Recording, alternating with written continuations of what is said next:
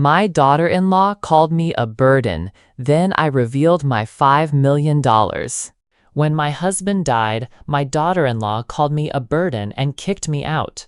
With nowhere to go, I took a job managing a reclusive millionaire's estate. That first day, a hidden truth left me speechless. I'm thrilled you're here to hear my story. Stick with me until the end, and please comment the city you're watching from. I want to know how far this tale travels. The roses on George's grave hadn't even wilted when Laura dropped her bombshell. I was in the kitchen of the house we'd shared for 42 years, stirring a pot of soup, when my daughter-in-law walked in. Her heels clicked on the hardwood floor, sharp and deliberate. At 38, Laura had the polished look of a real estate agent, all sleek blouses and calculated smiles, but none of George's kindness. "Margaret, we need to talk," she said, setting her leather purse on the counter with a thud. I was still wearing the black cardigan from the funeral, my hands shaking as I gripped the spoon. George had been gone 3 weeks, and the weight of his absence pressed on my chest like a stone. "What's there to talk about, Laura?" I asked, trying to keep my voice steady. "This house, you living here, it's not working." Her tone was clipped, like she was closing a deal. "George left the house to me and Michael. I can't keep supporting you." The spoon slipped from my hand, clattering into the sink. Soup splattered on my apron. "Laura, it's only been 3 weeks since George passed." I could barely get the words out. "I know," she said, not meeting my eyes, "but life moves on. Michael and I have our own family to think about. 2 kids, a mortgage, my career. You're 70, Margaret. You can't just sit here forever." I sank onto a stool, my knees weak. At 70, I felt every ache in my bones, every year of raising Michael, of nursing George through his heart condition. "I have my Social Security," I said quietly. "It's $900 a month. I can help with expenses." Laura laughed, a sharp sound with no warmth. "That barely covers the electricity bill." "Look, I've found a solution." She pulled out her phone and showed me a job listing. Estate manager for a wealthy businessman. "It's perfect for you. You were an accountant before you married George. The pay's excellent, and it includes room and board." My stomach twisted. "Laura, I haven't worked in decades. Accounting's changed, software, regulations, everything." She waved a hand, already scrolling her phone. "It's not complicated. You'd oversee finances, coordinate staff, nothing you can't handle. I've set up an interview for tomorrow." I stared at her, my daughter-in-law, the woman who'd called me mom at family dinners. "And if I don't get the job?" Her eyes met mine, cold and unyielding. "Then you'll need to find somewhere else to live. I'm sorry, Margaret, but I can't carry you." The next morning, I stood outside a mansion that looked like it belonged in a magazine. The driveway curved through manicured lawns, lined with oak trees older than I was. My hands trembled as I clutched my purse, wondering how my life had unraveled so fast. At 70, I was applying for a job I wasn't sure I could do, all because my daughter-in-law saw me as a burden. The door opened, and a woman in her late 50s, dressed in a crisp blazer, greeted me. "Mrs. Reynolds, I'm Susan Carter, Mr. Sullivan's estate manager. Come in." The house was overwhelming. Marble floors, vaulted ceilings, paintings that screamed wealth. Susan led me through hallways lined with modern art, her heels echoing. "Mr. Sullivan needs someone to manage his financial records, oversee household staff, and handle daily operations," she explained. "He's been wheelchair-bound since a car accident 6 years ago. The position includes a private suite and a generous salary." We stopped outside a heavy oak door. "One warning, Mr. Sullivan can be particular. He's had 12 managers in 3 years." My heart sank. 12 managers? What was I walking into? Susan pushed open the door, revealing a study with floor-to-ceiling windows overlooking a rose garden. A man with silver hair sat in a wheelchair, his back to us, studying a ledger. "Mr. Sullivan, this is Margaret Reynolds, the candidate we discussed." He turned, and I froze. His eyes were a piercing green, the kind that seemed to see through you. Something about his face, The sharp cheekbones, the way his mouth curved, stirred a memory I couldn't place. "Mrs. Reynolds," he said, his voice deep and measured, "please sit." I lowered myself into a leather chair, my heart racing for reasons I didn't understand. His gaze held mine, intense, searching, like he was looking for something lost long ago. "Susan says you were an accountant," he said, his eyes never leaving my face. "Yes, sir," I replied, steadier than I felt, "before I married, many years ago." "And your husband passed recently. I'm sorry for your loss." It wasn't a question. I nodded, glancing at the gold band I still wore. "Thank you. It's been hard." He leaned forward slightly. "There's something familiar about you, Mrs. Reynolds. Have we met before?" My breath caught. I forced a polite smile. "I don't think so, Mr. Sullivan. I'd remember." But even as I said it, a flicker of doubt crept in. His voice, the way he tilted his head, it tugged at something buried deep. "Perhaps," he murmured, unconvinced. "Tell me, why do you want this job?" The truth was, I had no choice. My daughter-in-law had thrown me out, and at 70, I was too old to start over. But I couldn't say that. "I've always been good with numbers," I said instead. "I like helping people keep their lives in order." His expression softened, just for a moment. "And you're not afraid of challenges?" I thought of Laura's cold eyes, the soup splattered on my apron, the empty guest room I'd slept in, because she'd already claimed the master. "No, sir, I'm not afraid."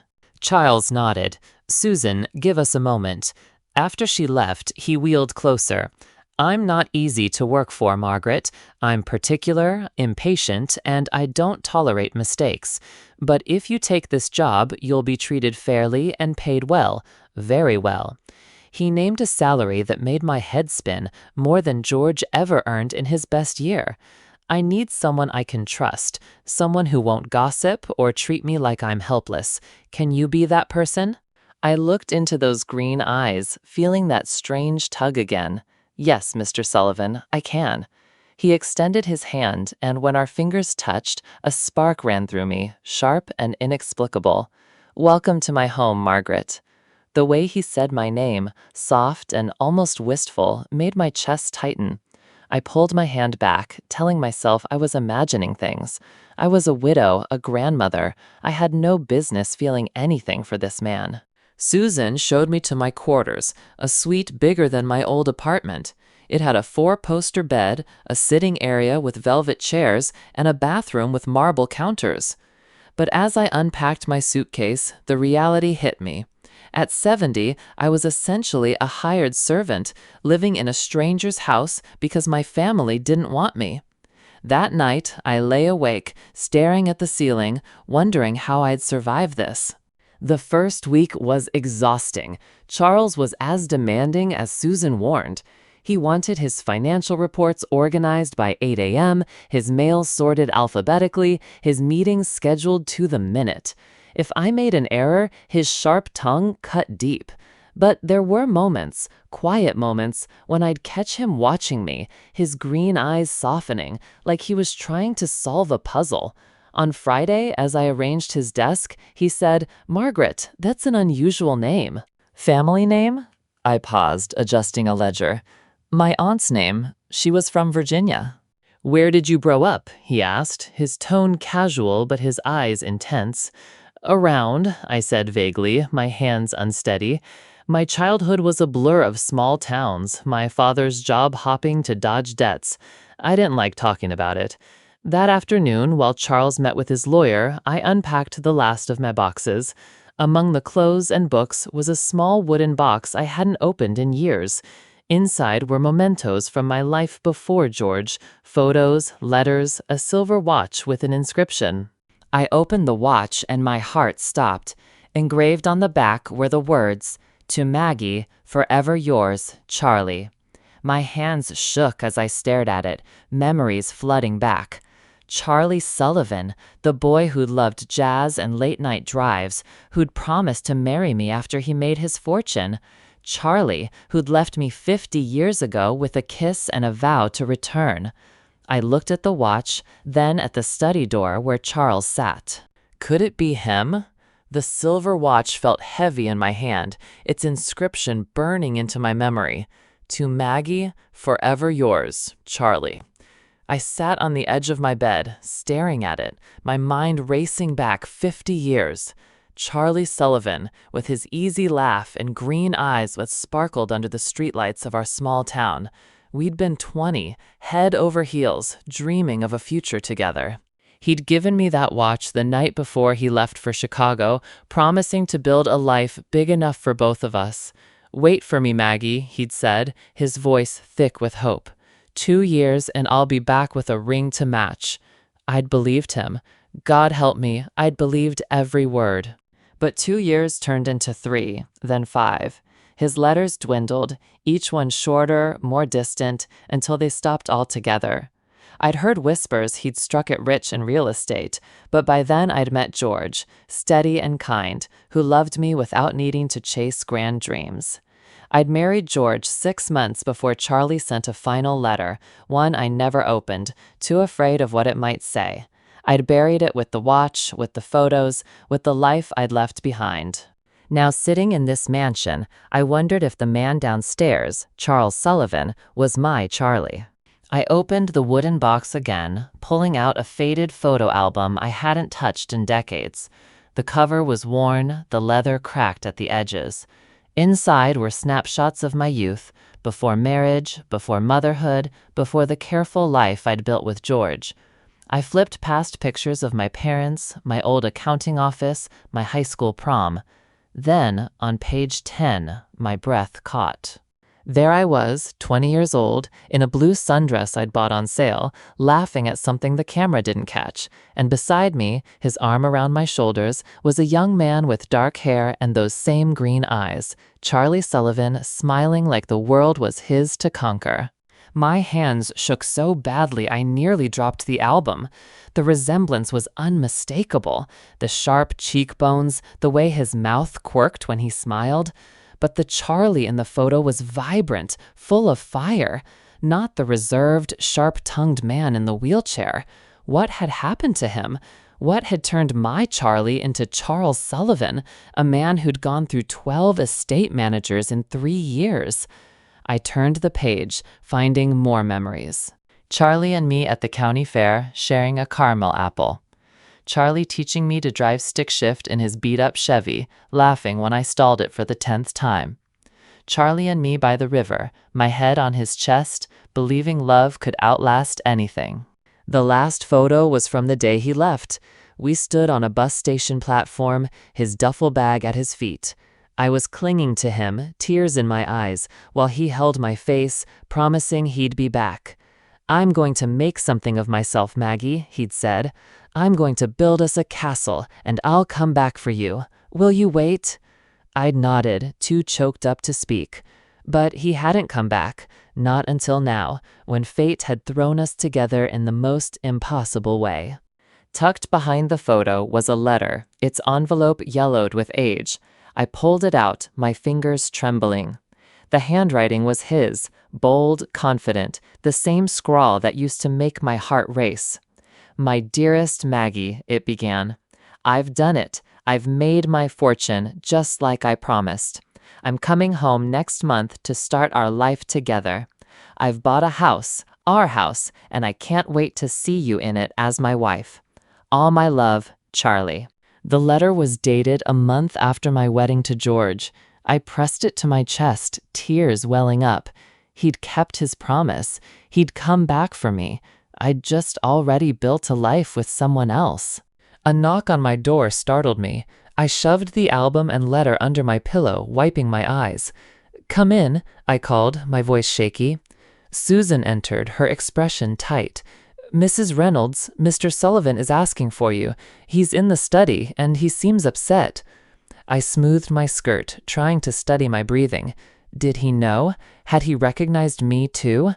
I followed Susan downstairs, my heart pounding. The study was dim, lit only by a desk lamp. Charles was staring out the window at the rose garden, his hands clenched on the arms of his wheelchair. Margaret, he said without turning, his voice low and strained. I need to ask you something, and I want the truth. I clasped my hands to hide their trembling. Of course, Mr. Sullivan.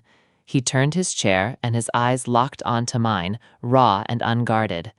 Have you ever been to Hendersonville? It's a small town, about an hour from here. My throat tightened. Hendersonville was where I'd grown up, where I'd met Charlie, where we'd fallen in love under the summer stars. I'm not sure, I lied, but my voice cracked. He studied me, his gaze piercing. There was a diner there, Rosie's, I think, and a river where kids used to hang out on weekends. My face burned.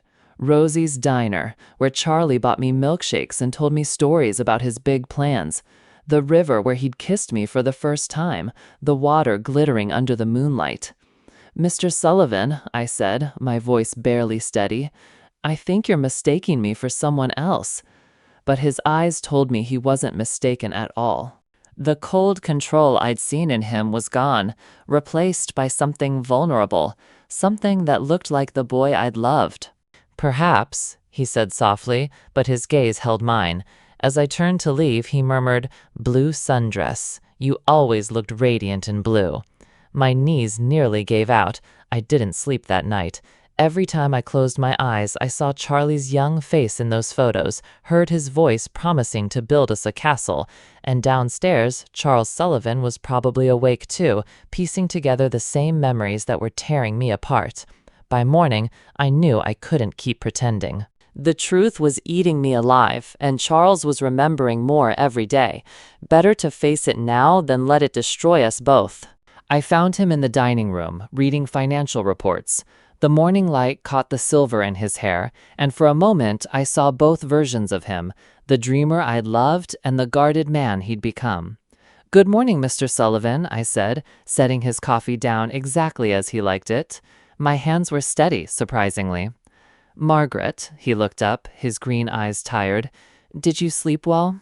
No, I admitted. Did you? A faint smile touched his lips. No.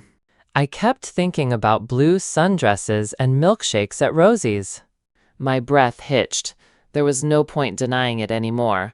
The milkshakes were too thick, I said quietly. You always said I should get chocolate, but I wanted strawberry.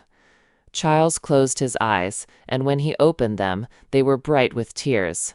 Margaret Ann Davis, you wore a silver locket from your aunt and had a scar on your elbow from a roller skating fall when you were 10. I touched my throat, where that locket used to hang. You gave me a watch, silver, with an inscription. You said you'd replace it with gold someday. I still have it, he whispered, his voice breaking. I've carried it for 50 years. We stared at each other, the years melting away. Not just the space between us, but the decades of different lives, different choices. Why didn't you tell me who you were? He asked. I sank into a chair, feeling every one of my 70 years. I was afraid. I'm not the girl you loved anymore. And you're not the boy I remember either. He nodded slowly. When I came back and found you'd married George Reynolds, I wanted to hate you. I told myself you'd never really loved me, that you'd moved on the second something better came along. That's not true, I said, my voice sharp. I waited, Charlie. I waited until I thought you'd forgotten me. Your letters stopped, and I wiped a tear. I thought you didn't want me anymore. I never stopped writing, he said, his voice barely audible. My partners said a small-town girl would hold me back. They hid your letters, told me you'd moved on. By the time I found out, you were married. The betrayal hit me like a punch. All those years, I'd thought he'd abandoned me when he'd been trying to reach me. I hired a private investigator, he continued. I know it sounds awful, but I needed to know you were okay. I knew when Michael was born, when you bought the house on Elm Street, when George got his promotion at the bank. I even knew when he got sick. I stared at him, stunned. You watched me for 50 years? From a distance, he said. I never interfered, never tried to contact you. I just needed to know you were happy. He reached into his pocket and pulled out a small velvet box. I kept hoping fate would bring you back to me. He opened it, revealing the silver watch I'd given back to him before my wedding, unable to wear his promise while pledging my life to George. You kept it, I whispered. I kept everything, every photo, every letter, every memory. He looked down at the watch. I never married, Margaret. I told myself it was because I was too busy, too focused on my empire. But the truth was, no one else was you. His words settled between us, heavy and raw. 50 years of loneliness, of building walls around his heart, of watching me live a life he'd wanted to share. Charlie, I didn't know what to say. How do you apologize for a lifetime apart? I don't blame you, he said quickly. George was a good man. He gave you the life you deserved when I couldn't. I've made peace with that. Have you? I asked softly. Because the man I've been working for doesn't seem at peace with anything. His jaw tightened. The accident changed me. 6 years ago, I still dreamed of finding you again, of a second chance. Then I woke up in a hospital, unable to walk, and I realized how foolish I'd been. What could I offer you now? A broken man? Stop, I said, my voice sharp. Do you think I'm so shallow that your legs matter more than who you are? I loved you, Charlie, not your dreams of wealth, not your big plans. I loved the boy who brought me daisies because roses were too expensive, who held me when I cried about my father's debts, who believed in us so fiercely I couldn't help but believe too. Tears streamed down my face now, 50 years of buried feelings spilling out. If that boy is still in there, the rest is just details. Charles reached for my hand, and I let him take it. His fingers were thinner now, marked by time, but his touch still sent a jolt through me. He's still here, he said quietly, buried under years of regret, but he's here. The question is, what do we do now? I looked around the dining room, at the life he'd built without me. Then I looked at his face, searching for the answer to a question I'd been too scared to ask. Are you happy, Charlie? Truly happy? He was quiet for a long moment. I was successful, respected, richer than I ever dreamed.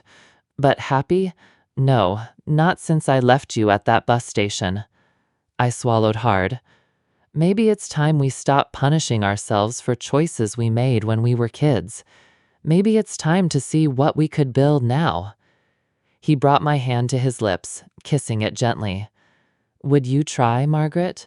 Not as my employee, but as whatever we could be. I thought of Laura, of the house I was no longer welcome in, of the lonely apartment I'd been planning to find. Then I looked at the man who'd loved me for 50 years, even from afar. Yes, I whispered, I'd like to try. But even as I said it, I knew it wouldn't be easy. Laura would have plenty to say about this, and it wouldn't be kind. My daughter-in-law had never liked sharing attention, and she'd hate the idea of me finding happiness again. 3 weeks later, Charles asked me to move into the main wing of the house, not as his estate manager, but as his companion. The word felt strange, heavy with possibility. Over dinner in the smaller dining room we'd started using, he said, Margaret, this isn't about convenience or loneliness. This is about the life I should have lived with you. I set down my fork, my appetite gone. Charlie, there's something you need to know about Laura. His face grew serious. What about her? She doesn't know our history, I said. When she found this job, she just saw a paycheck, a way to get me out of her house. She'll think I'm after your money. Are you? He asked, his voice quiet but pointed. I stared at him, hurt flashing through me. How can you ask that? Because 50 years is a long time, Margaret. Money changes how people see me. He gestured around the room, at the crystal chandelier, the polished table. I had to ask. I stood, my chair scraping the floor. If you think that's why I'm here, maybe this was a mistake. Sit down, he said gently. Please, I know you, Maggie, but I've been burned before. I needed to hear it. I stayed standing, arms crossed. You should know I'm not here for your money. He nodded, relief softening his features. I do know. I'm sorry. For the record, I said, sitting back down, I don't want your money. I have savings, $5 million from my accounting days and some smart investments. I never told Laura or Michael. I wanted to keep it for emergencies. His eyes widened. 5 million? You never said. I didn't think I needed to. I want you, Charlie, not your bank account. He squeezed my hand. And Laura? What happens when she finds out? I sighed. She'll cause trouble. She'll say I'm manipulating you, that I'm after your wealth anyway. His expression hardened. Let her try. This is my house, Margaret. No one tells me who I can care about. I wished I shared his confidence, but I knew Laura. She was relentless when she felt threatened, and this would threaten her to the core. My phone rang, shattering the moment. Laura's name flashed on the screen. Speak of the devil, I muttered, showing Charles the display. Answer it, he said. Let's deal with this. I swiped to accept. Hello, Laura. Her voice was tight, barely hiding her anger. Margaret, I just heard from Mrs. Thompson at the market. She saw you with some man in a wheelchair, buying ingredients for a pie like you were old friends. What's going on? I closed my eyes. Of course someone had seen us. Yesterday, Charles and I had gone to the store together, and he'd insisted on buying peaches for the cobbler I used to make in Hendersonville. To an outsider, we probably looked too close for a professional relationship. His name is Charles Sullivan, I said carefully. He's the man I work for. Work for or cozy up to? Laura's tone was venomous. Mrs. Thompson said you were acting like a couple. Charles gestured for the phone, but I shook my head. This was my fight. Laura, I'm 70. I know how to behave. Are you sleeping with him? The question hit like a slap. That's none of your business. It is if you're embarrassing our family. George has been gone 2 months, and you're already throwing yourself at a rich man. Anger surged through me. How dare you? I grieved for George, but I'm not dead. I'm allowed to live. Live? Laura laughed coldly. Is that what you called chasing money? Charles's face darkened. He gestured again, more insistently, and this time I handed him the phone. Ms. Bennett, he said, his voice icy. This is Charles Sullivan. You need to understand something. I heard Laura's stunned silence. Then her tone softened, suddenly respectful. Mr. Sullivan, I didn't know you were there. Clearly, he said. Your mother-in-law isn't chasing anything. She's a good woman, and I'm the one pursuing her. If you have a problem with that, it's your issue, not hers. Laura's silence on the phone stretched out, her shock palpable even through the speaker. Mr. Sullivan, she finally said, her voice tight but polite, I just want what's best for Margaret. She's been through a lot, and I'm worried she's not thinking clearly. Charles's eyes narrowed, his grip on the phone steady. Your mother-in-law is one of the sharpest women I've ever met. The fact that you can't see that says more about you than it does about her. I could hear Laura's quick intake of breath. I'm trying to protect her, she said, her tone hardening. She's vulnerable right now, grieving. And you're a wealthy man. I just want to make sure no one's taking advantage of her. Charles's voice was like ice. The only person who's taken advantage of Margaret is you. You threw her out of her own home 2 months after her husband died. You gave her an ultimatum, work or live on the street. And now you're here, pretending to care, because you're scared she's found something better than the scraps you offered. Laura went quiet again, and I could almost picture her in her sleek office, her perfectly manicured nails tapping the desk as she scrambled for a response. Mr. Sullivan, she said finally, her voice calculated, I'd like to meet with you, both of you, to discuss this in person. Tomorrow, 2 o'clock. Charles glanced at me, his eyebrows raised. I nodded reluctantly.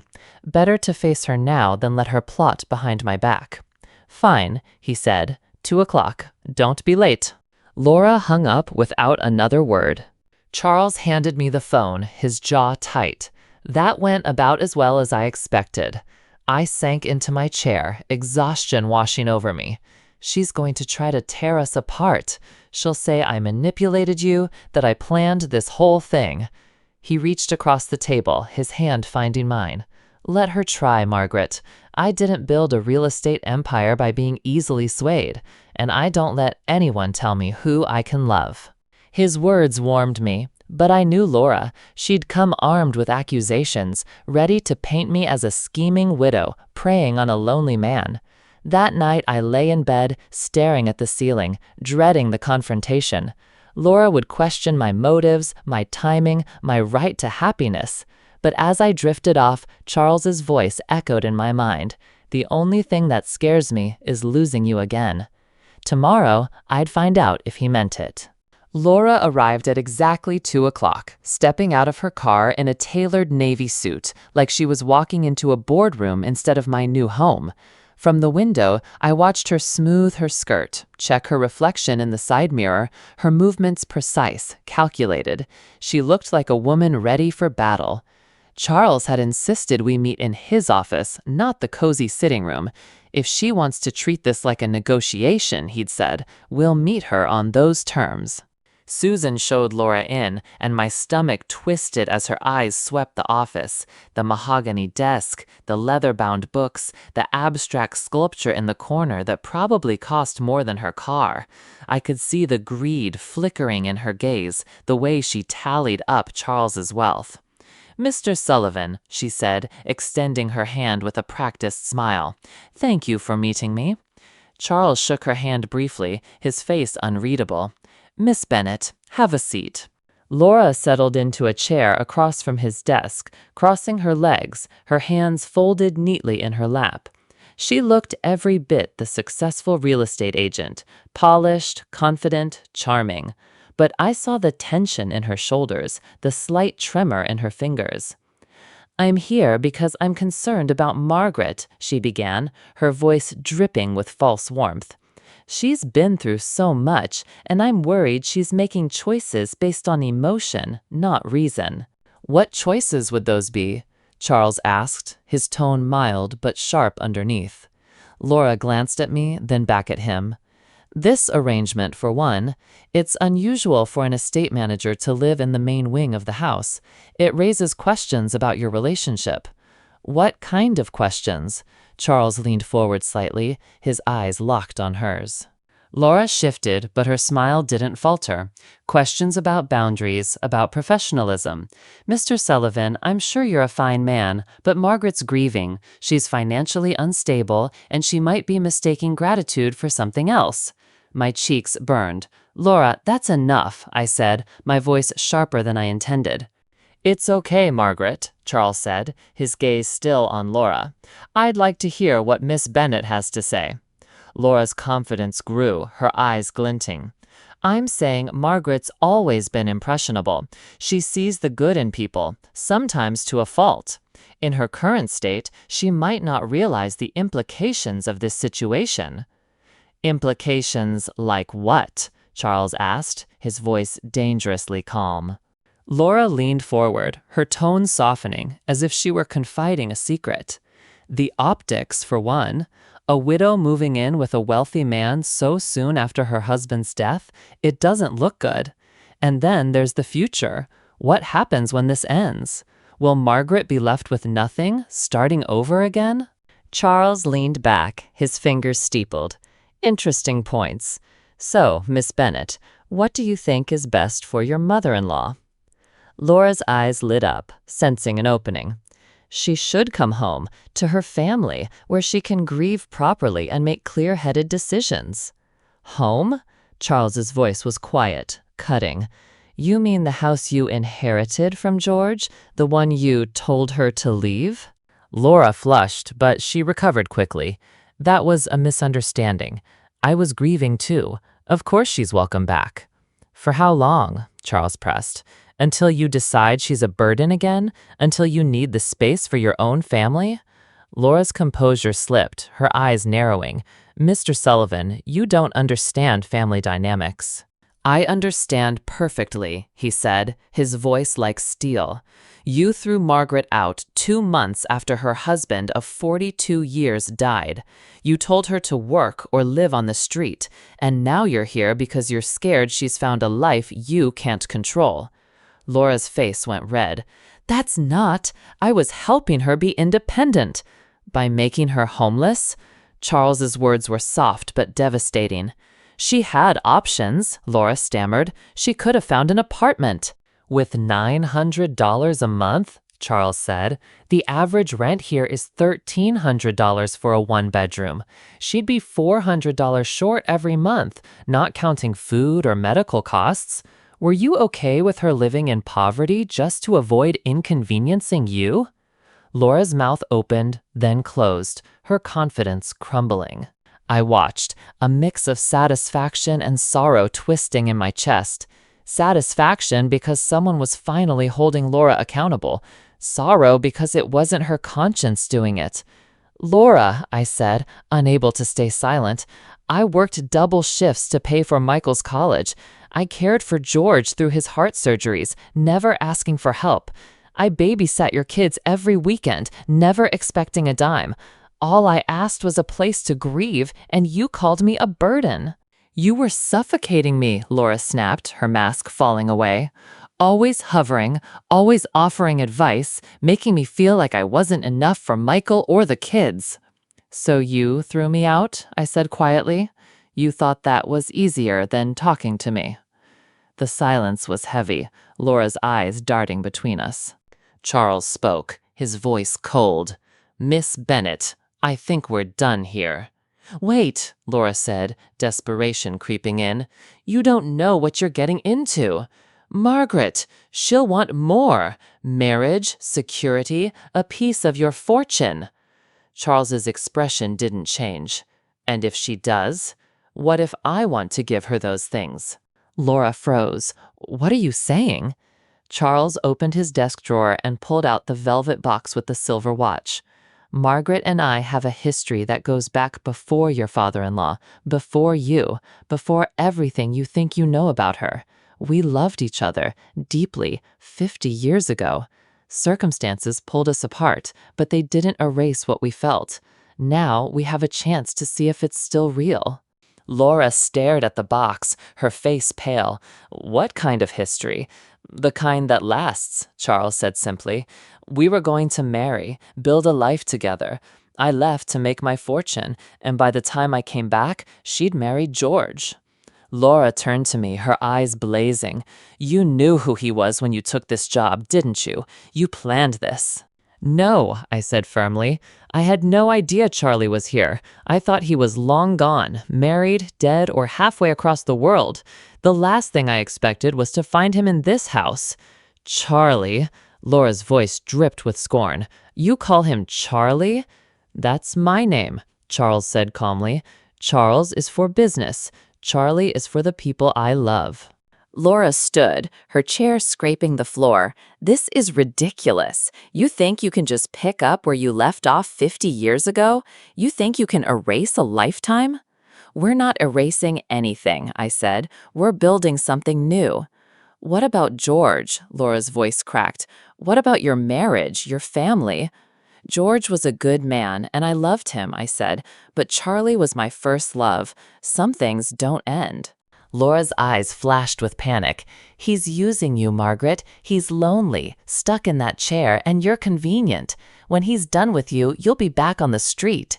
Enough, Charles said, his voice cutting through the air. You will not speak to her that way in my house. Your house, Laura laughed bitterly. Yes, let's talk about your house, your money, your power. That's what this is about, isn't it? Charles pulled a thick document from his drawer. Since you're so worried about money, you should know I've updated my will. Everything I own goes to charity, the children's hospital, the community center, the animal shelter. Margaret won't get a penny. Laura stared at the document, her face ashen. You what? I told him to do it, I said quietly. I don't want his money, Laura. I never did. I have my own. $5 million saved from my accounting days. I want him.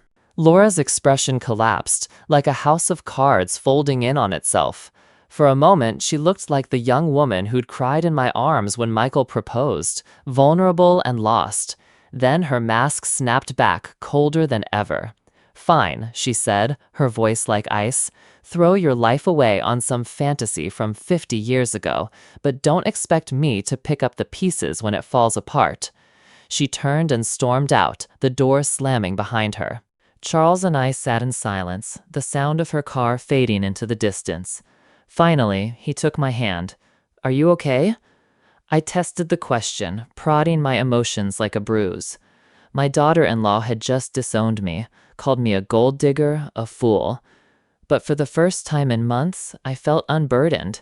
Yes, I said, my voice steady. I think I am. 6 months later, I stood in the garden room, sunlight streaming through the glass walls, catching the simple gold band on my finger. Charles and I had married 3 weeks ago, in a quiet ceremony with only Susan and his lawyer as witnesses. It wasn't the lavish wedding I dreamed of at 20, but it was perfect for who we were now. Two people who'd found each other against all odds, promising to share whatever time we had left. Mrs. Sullivan, Susan said, entering with her usual briskness, though a small smile betrayed her approval of our unlikely love story. There's someone at the door for you. She seems upset. My heart clenched. I'd known this moment was coming since our wedding announcement ran in the local paper. Laura had stayed silent since that awful day in Charles's office, but in a town like Asheville, news traveled fast. Who is it? I asked, though I knew the answer. Your daughter-in-law, Susan said. I found Charles in his office, reviewing budgets for the foundation he'd set up to manage his charitable giving. He looked up, reading the tension in my face. She's here, I said simply. He set his papers down, wheeling around to face me. Do you want me to handle it? No, I said. She's my family, but I'd like you there, if you don't mind. Of course, he said, taking my hand. We found Laura in the living room, perched on a velvet couch, looking ready to bolt. She was thinner than I'd last seen her, dark circles under her eyes that her makeup couldn't hide. She looked fragile, like a porcelain cup about to crack. Laura, I said, keeping my voice even. She stood, wrapping her arms around herself. Congratulations on your marriage, she said, her tone forced. I heard it was nice. It was, I said, sitting across from her, Charles beside me. Simple, but nice. Laura's eyes flicked to our joined hands, to the matching gold bands. You really did it. You married him. I did, I said firmly, for better or worse, in sickness and health. Her lips twisted, a bitter edge to her voice. All of it, huh? Every vow, I said, every promise. Laura laughed, but it sounded like a sob. You know what hurts the most? I thought you'd come back. I thought after the shine wore off, you'd realize what you'd given up and come home. This is my home now, I said, with him. She looked at Charles, resentment flickering in her eyes. With a man you barely know anymore. I know him better than you think, I said quietly, and I know myself better than I did 6 months ago. Laura stared at the floor, her fingers twisting together. I went through George's things after you left, she said, her voice barely audible. I found letters, love letters, to someone named Caroline, from 3 years before he died. The words hit me like a slap. George, my steady, faithful George, had been writing love letters to another woman while I was managing his medications, holding his hand through doctor visits, pretending not to notice how weak he'd become. Charles's hand tightened around mine, anchoring me. I'm sorry, Laura said, her voice breaking. I know it hurts, but I thought you should know. Your marriage, it wasn't as perfect as I thought. I closed my eyes, letting the revelation settle. It should have broken me, made me question everything. Instead, I felt a strange relief. Thank you for telling me, I said. Laura blinked, surprised. You're not mad? I'm sad, I said. Disappointed, but not mad. George was a good man who made mistakes. That doesn't erase the good years. But it does mean I don't have to live for his memory. Laura's tears spilled over, unchecked. I was so jealous of you, she whispered. You moved on, found happiness, started over. I couldn't understand how you could let go of George so easily. I didn't let go, I said. I'll always love him. but I couldn't stay stuck in grief forever. And I made it worse, Laura said, her voice cracking. I was so angry about his affair, so hurt, and I took it out on you. I blamed you for not being enough to keep him faithful, then blamed you for needing me when I couldn't cope. It all clicked, her coldness after George's death, the ultimatum, her need to control me. She hadn't been pushing me away to protect herself. She'd been drowning in her own pain. "Oh, Laura," I said, moving to sit beside her, "you should have told me." "How could I?" she whispered. "How could I tell you your husband was unfaithful, that everything you built was a lie?" "It wasn't a lie," I said gently. "The early years were real. Our family was real. You and Michael and the kids, you're the best parts of it."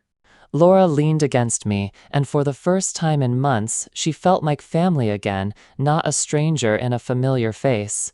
"I've been awful to you," she said. "You've been hurting," I said. "There's a difference. Can you forgive me?" I looked at Charles, who nodded, his eyes warm with understanding. "I forgive you," I said, "but things can't go back to how they were. I'm not the same woman I was 6 months ago, and neither are you." Laura pulled back, her eyes searching mine. "What does that mean?" "It means if you want to be in my life, you have to accept my choices, my marriage, my husband, my happiness. If you can't, we'll love each other from a distance. I won't let anyone make me feel ashamed of this life." Laura was quiet, considering. Then she turned to Charles. "I owe you an apology too. I said horrible things about you, about your relationship. I was wrong." Charles inclined his head. "Grief makes us all say things we regret. Do you mean it? Do you love her?" "With everything I have," he said without hesitation. "I've loved her for 50 years. Finding her again is the greatest gift I've ever known." Laura looked between us, taking in the way Charles's eyes softened, the way my hand found his instinctively. "I see it," she said, her voice soft with wonder. "The way you look at each other, it's like you're the only two people in the room." "Sometimes it feels that way," I admitted. Laura paused, then asked, "Are you happy, Margaret? Truly happy?" I thought about the quiet mornings we spent in the garden room, reading together, the daisies Charles picked for me because he remembered they were my favorite, the peace of falling asleep beside him, knowing we were together for whatever time remained. "Yes," I said, "I'm happy." Laura nodded slowly. "Then I need to learn to be happy for you. I want to try, to be part of your life, to know Charles as your husband, not your boss. I want to make up for the months I wasted being angry." I stood and hugged her, a real hug, the kind we hadn't shared since before George's death. "I'd like that," I said. As Laura left, promising to bring the kids to meet their new step-grandfather, Charles and I sat in the garden, watching the sunset paint the sky in shades of amber and pink. "Do you think she'll stick to it?" I asked, meaning her promise to rebuild our bond. "She's your family," Charles said. "That means she's stronger than she knows." I leaned back, the last of my tension melting away. For the first time in years, my life felt whole. "Charlie," I said, "thank you for fighting for us, for not giving up when it got messy." He kissed my hand softly. "Thank you for seeing past this chair, past the walls I built, for taking a chance on an old love with an older man." I smiled. "We're quite a pair, aren't we? Two 70-somethings starting over like kids." "The best kind of pair," he said. "The kind that knows love is rare and doesn't waste it."